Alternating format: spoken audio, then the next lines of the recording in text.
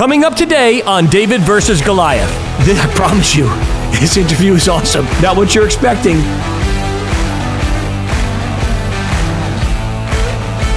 There's a difference between a boss and a leader. The world of finance is not for the faint of heart, I can tell you that much.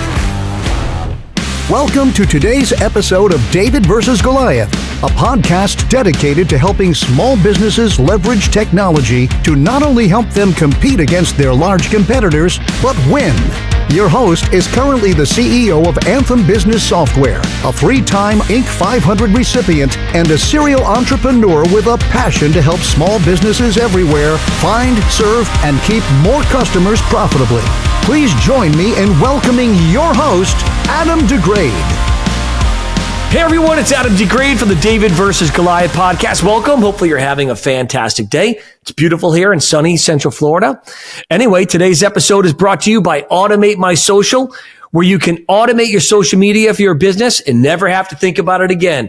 It creates, distributes, and automates all of your posting, including your strategy. Check it out today at automatemysocial.com. Visit us online at davidvsgoliathpodcast.com. There you can subscribe to receive updates on the podcast and also apply to be on the podcast. Today, we have Drew Spaventa from the Spaventa Group, an investment that I promise you, this interview is awesome. Not what you're expecting. Get ready for it. Here it comes. Drew, welcome to the David versus Goliath podcast. Thank you, sir. Nice to meet you, man. Nice to meet you too. And very rarely, a matter of fact, never have I ever started an episode with quite an epic photo like that. That is amazing. You got the Ghostbusters hat on. Clearly you're a character, much like I am, by the way. I'm a character as well too. By the hair. So, definitely tell by the hair. That's exactly right. So obviously we can't continue until the watchers and listeners know the picture. Describe the picture behind you for the listeners. The watchers can clearly see it. Tell us a little bit about this photo. Yeah, man. I mean, I'm very self-deprecating. I make fun of myself. I looked a little bit about your background. You're very well aware of the financial sphere, and in the world of finance, there's really this stigma of wearing a suit and tie and being an asshole, for lack of a better word, and all that good stuff. So I got this for myself as a joke. Just to kind of make fun of myself. And every time somebody comes in here and I meet somebody or I do a podcast, now moving forward, I got that just as my backdrop. And my chief technology officer, Keith Tucci, said, listen, any podcast that we do moving forward, you got to have this bad boy as a backdrop. And I'm not full of myself. I just think it's really funny. Like you said, I'm wearing a Ghostbusters hat. I'm a big fan of pop culture. You come into my office, it's like a child from the 90s. I got Bob Ross in the corner over here, Batman poster over there. I got a poster that I always remind myself how to run my organization, the difference between being a boss and a leader. And then, I wanted to get something with a picture of myself like this. If anybody is a movie buff, you ever see Dodgeball with Ben Stiller, Vince Vaughn? Oh, you should have been. First of all, I knew exactly where it was from immediately. And I have to, you've inspired me. I got to get something similar now. I mean, I have to. I mean, if you came to my game room, by the way, Drew, you'd see I've got signed Arrested Development. So all my favorite comedy shows of all time, I've got Seinfeld signatures. I've got Arrested Development. I've got Office. Anything that's that type of humor I love. And a long time ago, by the way, Drew, I used to wear suits as well too. But I earned my way out of that. And for the love of God and country, I don't throw them on. As a matter of fact, I don't own a suit. I won't own a suit. You want to know when I need to wear a suit, what I do? I rent it. And I always fit into it because it doesn't matter if I'm fat or if I've lost weight. I go get measured and boom, I look great for that night, no matter what shape I'm in. And I absolutely love that. So I was reading some big words on your promo, by the way. 65 securities license, transformative investment. And I love all these things because at the end of the day, I think it's really great to have someone like you in the investment world that's trying to help people out and help grow their businesses. Tell us a little bit about Spaventa, the actual group that invests capital, what you do, how you do it, why you do it, and how you got there with that crazy bald head in the background. Yeah, well, I still got the bald head. So, and I see all the guitars. I knew you did. Yeah, I mean, I'm in my late 30s. I've been shaving my head for 20 years. But as I'm assuming you're a music buff with the guitars and the the drum set behind you.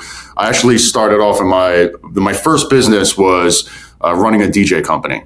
Worked for a bunch of DJs. I got set, love music. I'm a big music and a movie aficionado.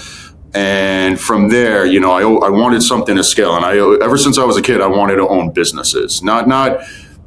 Yes, it is a part of money because I was always obsessed with wealth. You know, I grew up without a father around, single parent, you know, what I like to call Americanized poverty because I was on welfare.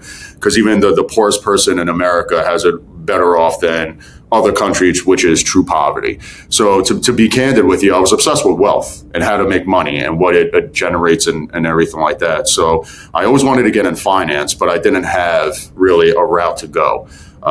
You know, without any guidance or anything, to make the long story short, you know, I was working odd jobs as a teenager and I was looking for something that I could create from the ground up. You know, I wasn't surrounded by high net worth people. I wasn't surrounded by very educated people. So I decided to mesh my passion with a business by starting a DJ company, all cash business, Long Island, New York, plenty of opportunity, plenty of money going around, plenty of parties. So I was able to make a nice amount. At that point in my early 20s, started trading stock, cookie cutter story. Eventually met somebody that had a nice house, nice car, that was a stockbroker, took me under his wing, wanted to screw me over royally years and years later. But that was really my entrance into the world of finance. And ultimately, I learned a lot. So I didn't get a financial degree or anything like that. I took the less traveled route by really learning on the job under somebody else. And it took me a good year and a half of really not making anything, which thank God, again, for my DJ business, because that was my bread and butter. That's what I was providing for myself. But then it got to a point where, you know, and listen, you know, I have previous stockbrokers that work for me. I have other financial professionals that work for me. And there is a stigma, you know, people watch Wolf of Wall Street and what was the one from the 80s, Oliver Stone, Gordon Gekko, Wall Street, simply Wall Street. Yeah. Yep. And they have this picture of the finance individual as these grimy scumbags that just want to rake you over the coals so they could take your money, buy the Ferrari, and them sail off to the sunset, right? And there are good guys and the gals out there in the industry. They are out there. And luckily enough, they work for my organization. That's great. The bottom line is, from being exposed to the more nefarious things because of certain individuals I was around, especially my previous senior broker at the time, I started thinking, well, there's got to be a different way to make money. And as a stockbroker, how do you make money? By commissions, right? You invest 6, 7, 8 figures with me, and the only time I'm going to make money is if I charge you a percentage to buy, a percentage to sell. I don't like that. You know, I like buy and hold. That's my predominant strategy, which is what we do here at the Spaventa Group.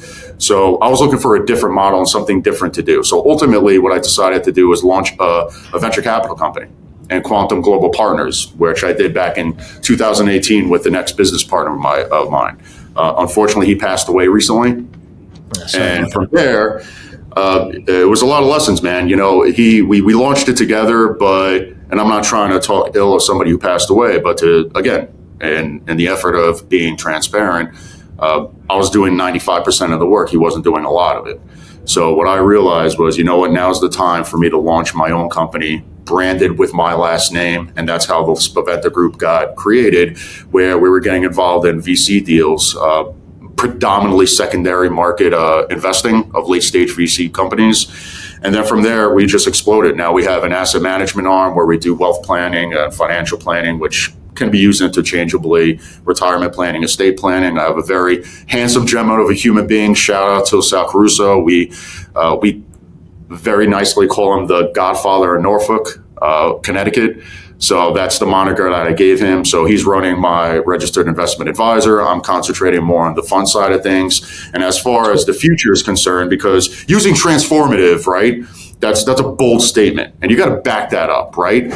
So are we doing anything entirely different from our peer group and our competitors right now?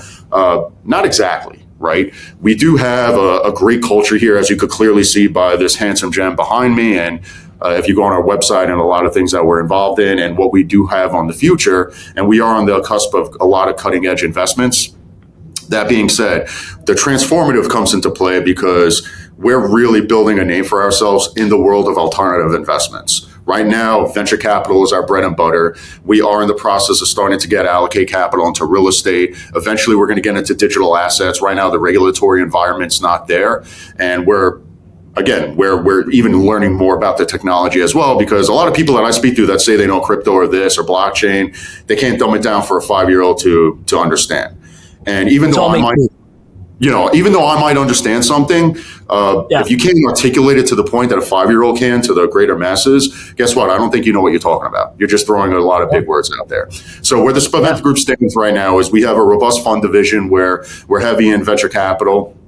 We're getting involved in other alternatives as well within the next few months. We do have that registered investment advisor as a subsidiary of the organization to do more traditional financial planning. That got created because our current clients wanted us, hey, listen, can you manage our finances? My financial advisor isn't really satisfying my needs. So we created an RIA. Now we have that aspect. And even more exciting, we are looking to bridge financial technology with the human component. And we're actually in the process of developing our own proprietary software. So I'm getting with Keith Tucci, our CTO, and developing a team that we're looking to bring to market probably by the end of the summer. All right, ready? Do this with me. I'm ready. Take a breath. Take a breath. You are so pumped up and so fired up about your business. I love it. Probably the greatest explanation ever here on DVG of what somebody actually does. And you can tell that there's passion in what he's saying. So, Drew, we got to take a break from one of our first corporate sponsors. And when we come back, I got 3 very specific questions I want to ask you about your life experience and working in your business. So stay tuned. You're with Drew, your handsome host, Adam DeGraide. We'll be right back. Do you own a business? Do you have or need a social media presence? If you are like most businesses, you spend either no time or too much time and money on your social media strategy, spending thousands of dollars per month only to get mediocre and inconsistent results. This leads to frustration and, in some cases, sleepless nights. Introducing AutomateMySocial.com. Automate 90% of your social media and never have to think about it again. That's right. Automate your business's social media posting and strategy like forever. Automate the essentials and customize only what's needed. Save time, save money, and get better results with AutomateMySocial.com.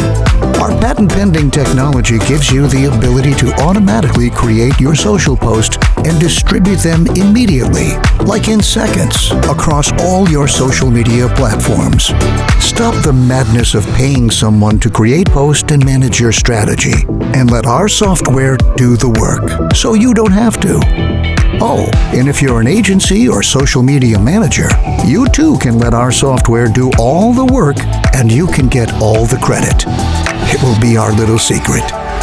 With AutomateMySocial.com, you can have it all.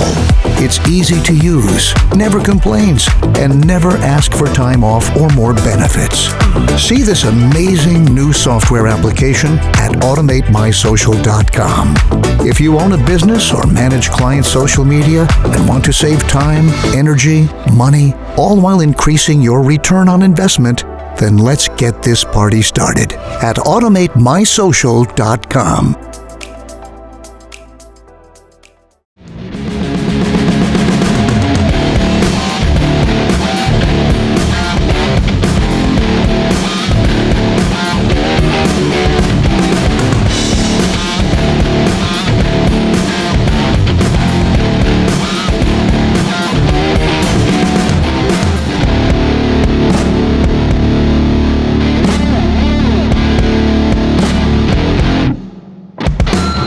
And we're back with Adam DeGraide and the bald wonder man, Drew Spaventa. Am I saying that correctly, by the way, Spaventa?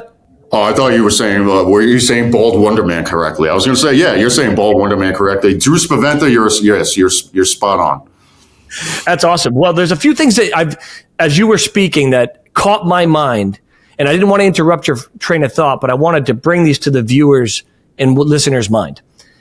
You said something early on when you were talking about the picture behind you, that you have a saying on the wall to your right-hand side. Could you repeat that saying one more time? It displays the difference between a boss and a leader. There's a difference between a boss and a leader. Where did you Where did you first hear that? Was that something that you discovered yourself, or did you hear somebody actually say that over time, or where did you get that principle from?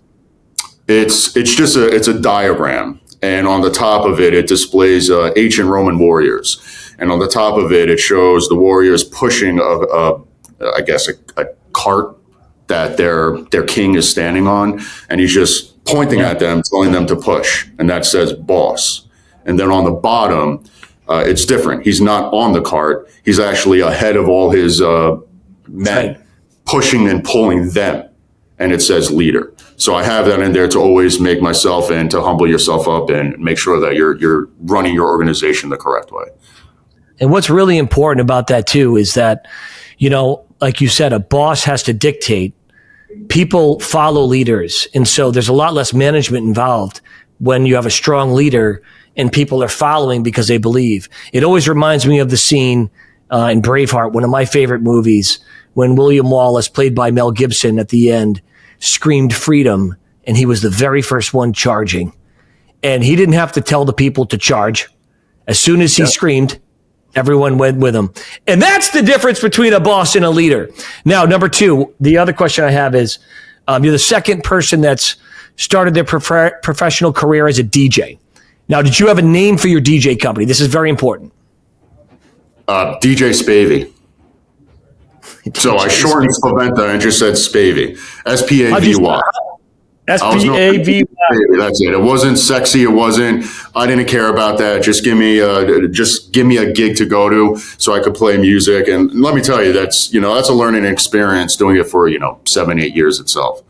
Yeah, no doubt about it. And, I think it's important because, I started as a paper boy. I worked as a dishwasher. I've been a busboy. You name it. I've done it in my life. I stocked milk shelves, right?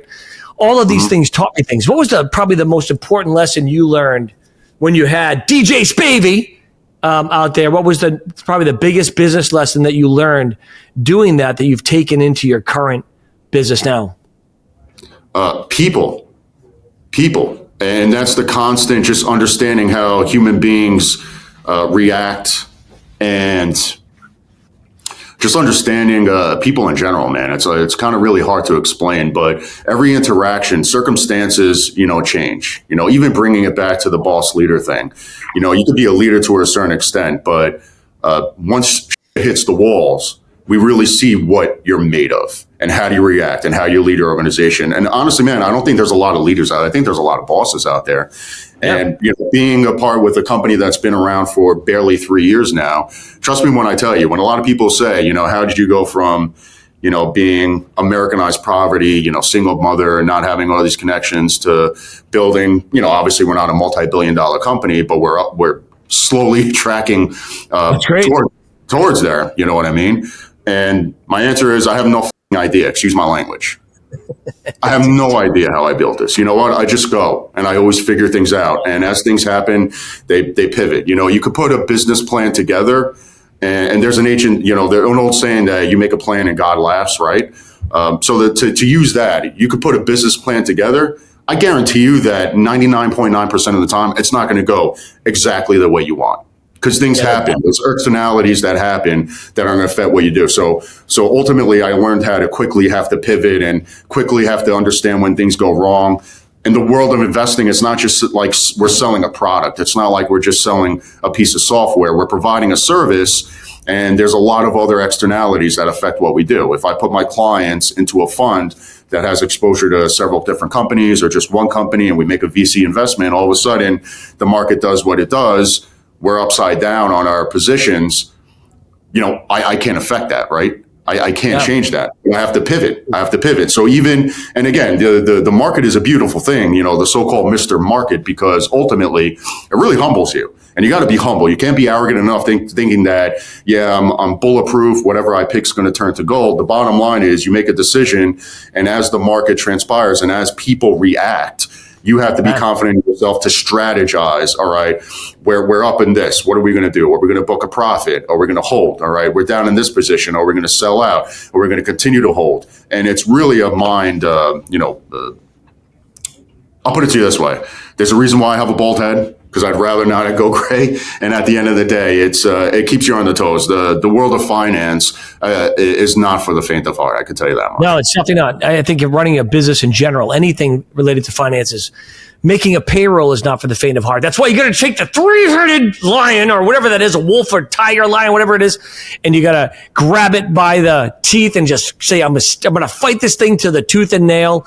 And clearly you've done that in real time. That's amazing. Question for you. In real time. That's my real body. That's a real three-headed Cerberus, and that's a real tattoo of my logo right there. So that is 100% highly accurate. I don't know if anybody believes it, but I'm just going to roll with it. You should totally roll with it. How many people are working in your organization right now? Just under 40. That's great, man. You built an amazing business, and you've been doing it for a little under 3 years, this particular venture? Yes. That's exciting.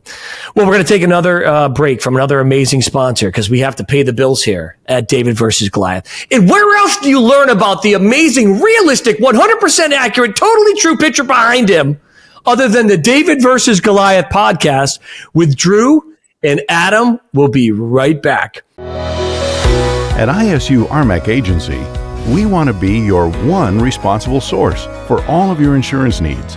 From a rocket engineer in California to several hospitals in Illinois, our personal lines team specializes in hard-to-place risks and high-net-worth clientele. With 2 locations and 20-plus agents, we can write in all 50 states to better serve our clients with needs in multiple states. Family-owned and operated since 1962 and 4 generations carrying on the tradition of insurance. Celebrating our 60th year in the industry, we are truly proud of where we have come from and where we are going. With over 300 carriers nationwide, our agency can offer individuals and businesses more choices and better prices. ISU RMAC brings a wide variety of solutions to the table. For more information, visit us online at www.isu-rmac.com.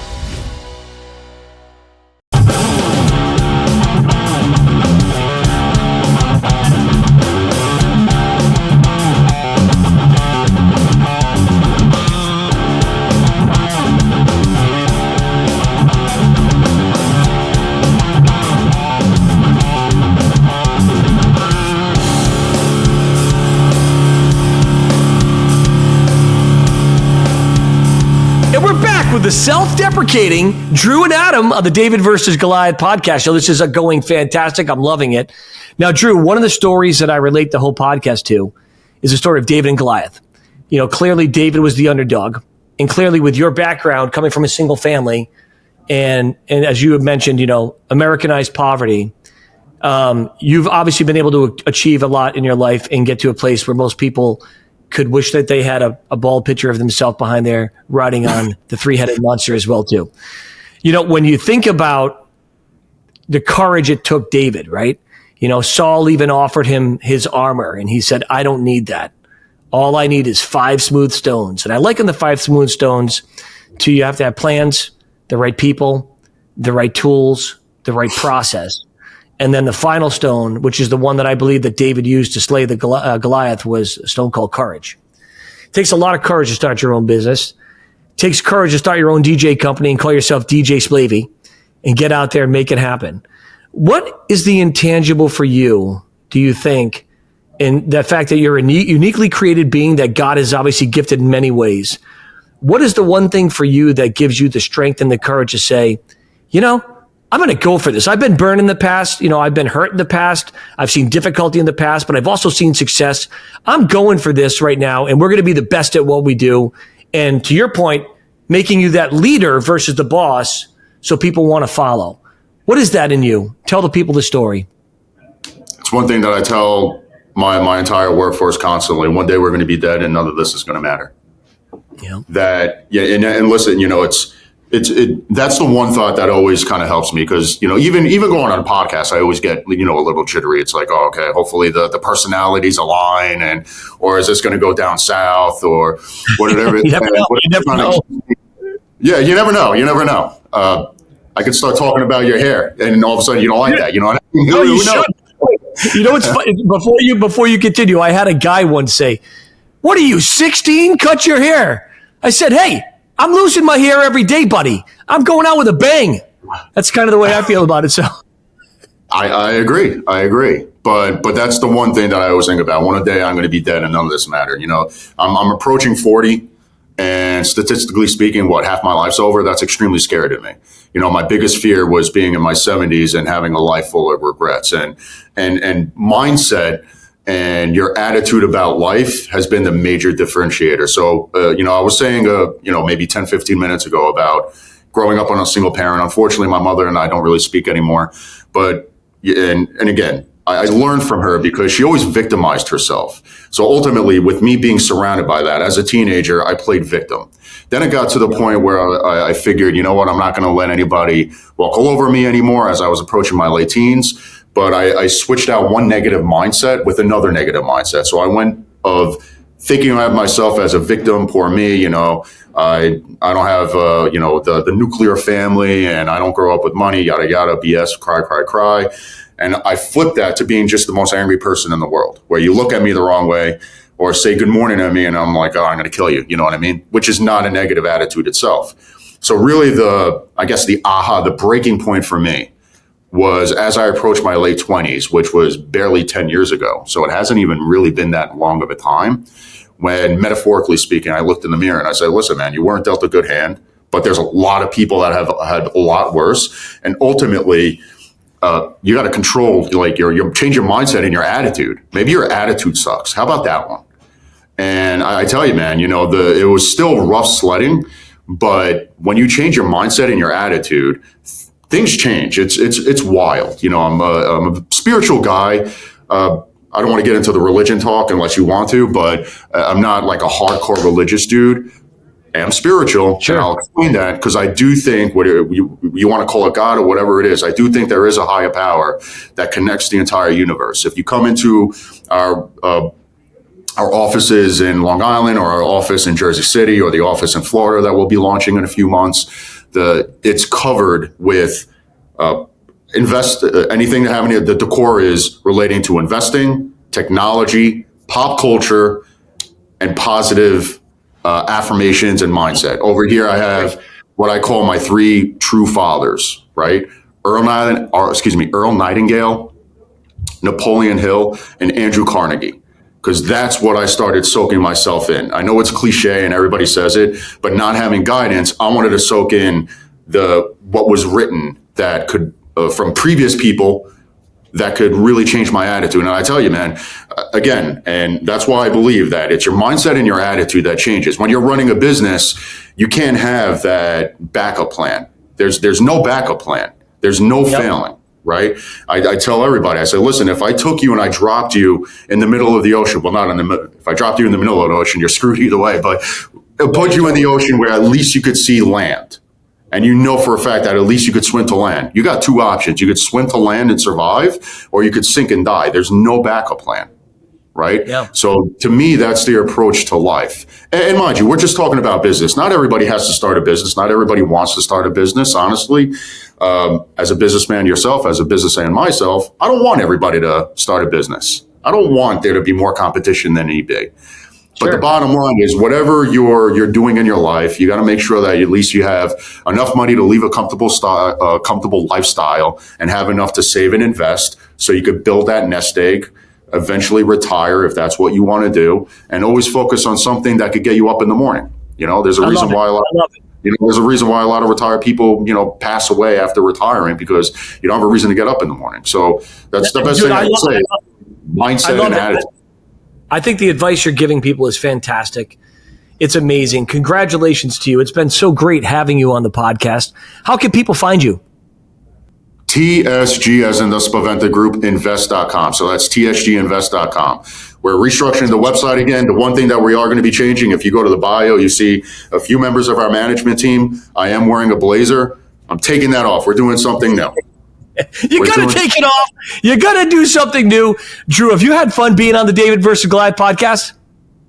I did. I spoke to a few people that their personality was really, they had a personality of a doorknob, I could say, but you're very lively, very passionate. I could feel the energy. I had fun.